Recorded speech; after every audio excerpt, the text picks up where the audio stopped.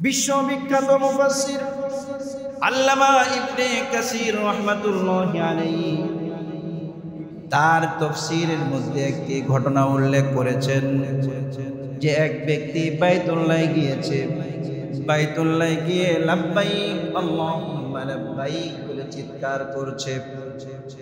লাব্বাইক আল্লাহুম্মা লাব্বাইক যখন ওই ব্যক্তি বলছে, আল্লাহর পক্ষ থেকে ব্যক্তির ডাকে সাড়া আসছে, লা লাব্বাইকা ইয়া আবদি, হে বান্দা আমি তোর হাজিরা কবুল করলাম না, তোকে ক্লাসে হাজিরা নিলাম, তুই বললে উপস্থিত প্রেজেন্ট স্যার, স্যার বলল তোর হাজিরা আমি অ্যাকসেপ্ট করলাম না, তোর হাজিরার মধ্যে আমি অনুপস্থিত দিয়ে দিলাম। আল্লাহ পাক বলেন লা লাব্বাইকা আবদি, হে বান্দা আমি তোর হাজিরা গ্রহণ করি নাই।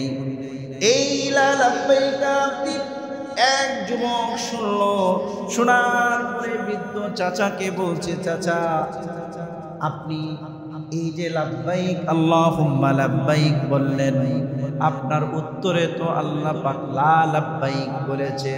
চাচা বলছে এটা তো আমার কিছু করার নাই, আমি তার বান্দা, তিনি আমার মুরিদ, আমি তার দরবারে হাজিরা দিতে এসেছি, আমি লাব্বাইক বলেছি, তিনি লা লাব্বাইক বলেছেন। ভাতিজা বলছে তাহলে মিছামিছি এই পরিশ্রম করে লাভ কি? চাচা বলছে ভাতিজা শোনো, এটা 1 বছর 2 বছর নয়, 70 বছর যাবত আমি আসতেছি, আর প্রত্যেকবার আমি যখন লাব্বাইক বলি আল্লাহ পাক সাথে সাথে লা লাব্বাইক বলে। আমি আমার আল্লাহর কাছে কায়েম অনুবাদকে কান্নাকাটি করি, দোয়া করি, কলিজাটা ফেটে যায়, দীর্ঘ পথ সফর করে আমি এখানে আসি, কিন্তু আমার মনে আমার হাজিরা নেয় না। ওই ছেলে বলছে তাহলে আপনি বাদ দিয়ে দেন। কিভাবে বাদ দিব? আমি তো নগণ্য বান্দা, আর নগণ্য বান্দার পক্ষে মনিবের দরবার ছেড়ে দেওয়া তো সম্ভব নয়। কোন দরবারে যাব? তার দরবার ছাড়া তো আর কোনো দরবার নাই, তিনি ছাড়া তো আমাদের কোনো রব নাই, তিনি ছাড়া তো আমাদের কোনো রিজিক দাতা নাই, তিনি ছাড়া তো আমাদের আর কোনো অভিভাবক নাই। তাকে ছেড়ে দেওয়ার মতো সামর্থ্য, সৎসাহস, দুঃসাহস তো এই বিশ্বের কারো নাই। কথা কোন ঠিক না বেটি? চাচা বলছে শুনো, যাওয়ার কোনো রাস্তা নাই, আমার তো যাওয়ার কোনো রাস্তা নাই, বাঁচার কোনো রাস্তা নাই। আমি বাইতুল্লাহ আসবো ততদিন আল্লাহ পাক হায়াত রেখেছেন। এই কথা বলতে বলতে ওই চাচা কান্না করতে করতে বাইতুল্লাহর গিলাফটা যখন চেপে ধরেছে আর লাব্বাইক যখন বলেছে, সাথে সাথে আল্লাহর পক্ষ থেকে আওয়াজ আসছে, লাব্বাইকা ইয়া আবদি, বলেন সুবহানাল্লাহ। 70 বছর পর্যন্ত তুই লাব্বাইক বলেছিস, আমি লা লাব্বাইক বলেছি।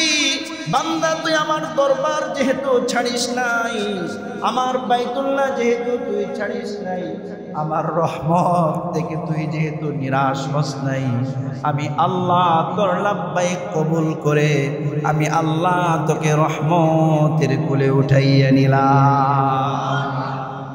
এই জন্য সম্মানিত হাজির, আমি আপনাদেরকে অবশ্যই অবশ্যই আশার বাণী শোনাই। এত কিছুর পরে, হজের পরে, দান সৎকার করে, এই বয়সে উপনীত হয়েও কোনো ব্যক্তি যদি আল্লাহর দরবারের মধ্যে সে পড়ে যায়, আল্লাহর কাছে কায়েম অনুবাদকে বলে, আল্লাহ হজ করেছি, জীবনের কোনো পরিবর্তন আমার হয় নাই, বয়স তো 60 হয়ে গেছে, এখন পর্যন্ত আমার জীবনের কোনো পরিবর্তন হয় নাই, আজও পর্যন্ত 5 ওয়াক্ত নামাজি হতে পারলাম না, আজও পর্যন্ত জবানকে ঠিক করতে পারলাম না, আজও পর্যন্ত বিভিন্ন পাপ কাজে লিপ্ত রয়েছে। আল্লাহ জীবনটা তো শেষই হয়ে গেছে, আমার ছোট বহু মানুষ দুনিয়া থেকে চলে গেছে, আমার হাতে বহু মানুষকে দাফন করেছি, আমার হাতে বহু মানুষকে তাদের চেহারার মধ্যে হাত বুলিয়ে দিয়েছি, আমি বহু মানুষের জানাজায় আমি উপস্থিত হয়েছি, জানি না ওই মাটির ঘরে আমাকেও কবে চলে যেতে হবে। সব কিছুর দিকে ব্যক্তি যখন তাকিয়ে নিরাশা হয়ে আল্লাহর রহমতের দিকে সে যখন আশান্বিত হয়ে আল্লাহর দরবারে দুহাত তুলে ব্যক্তির হৃদয় থেকে যখন কান্নাকাটি শুরু করে দেয়, আল্লাহ পাক সাথে সাথেই বলেন, ও বান্দা, জীবনে তুই কি পাপ করেছিস? তোর পাপ রাশি যদি আসমান থেকে জমিন পর্যন্ত পুরা শূন্যস্থান ভরে যায়, তোর পাপ রাশি যদি সমুদ্রের ফেনার চেয়েও বেশি হয়, তোর পাপ রাশিগুলো যদি পাহাড়ের চেয়েও বড় বড় হয়, তাহলে আমি আল্লাহ তোদের জিন্দেগির সমস্ত গুনাহ মাফ করে দিব। বলেন সুবহানাল্লাহ। জিন্দেগির সব মাফ করে দিবেন।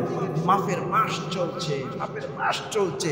এই যে আজকের রাত, এই রাতে আল্লাহ পাক অসংখ্য অসংখ্য অগণিত মানুষকে মাফ করে দিবেন। বলেন সুবহানাল্লাহ।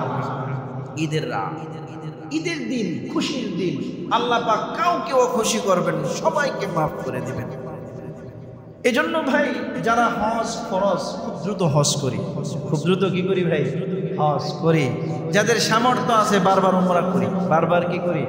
উমরা করি। আল্লাহর জন্য করি। কার জন্য করি? আল্লাহর জন্য করি। আল্লাহর জন্য যখন করবেন, আল্লাহ পাক আপনার সব প্রয়োজন, সব সমস্যা আল্লাহ পাক দূর করে দিবেন। বলেন সুবহানাল্লাহ।